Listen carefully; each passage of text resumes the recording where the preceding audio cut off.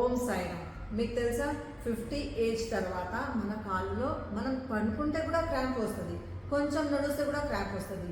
అంటే మనకు pulmonary artery disease ఉంటేనే వస్తుంది. ఇది సైన్ ఉంది. ఫస్ట్ సైన్ మనకు మన కాలు చెప్పేస్తుంది.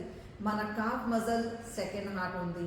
సో మనం రాత్రి పడుకొని ముందు నువ్వుల నూనె ఉంటుంది కదా, నువ్వుల నూనె కాఫ్ మజల్కి మంచిగా అప్లై చేసి బేలనంతో ఇలా రోలింగ్ చేయండి.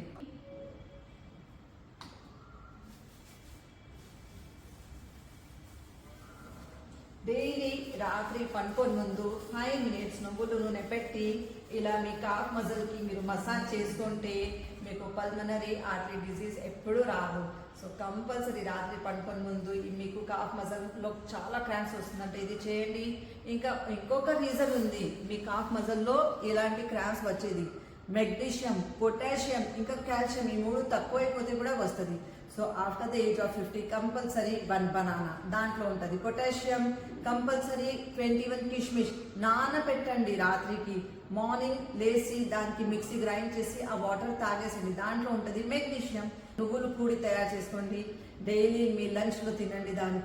దాంట్లో కాల్షియం ఉంటుంది full. So potassium, magnesium, calcium మంచిగా తీసుకుంటే మీకు లెగ్స్లో ఎప్పుడు క్రాంప్ రాదు. ఇంకా మీరు ఈ కాఫ్ మజల్కి నువ్వులు నూనె పెట్టి మంచిగా బేలం థెరపీ చేయండి, మీకు హార్ట్లో ఎప్పుడు ఏం ప్రాబ్లమ్స్ రావు. ఓం సాయి.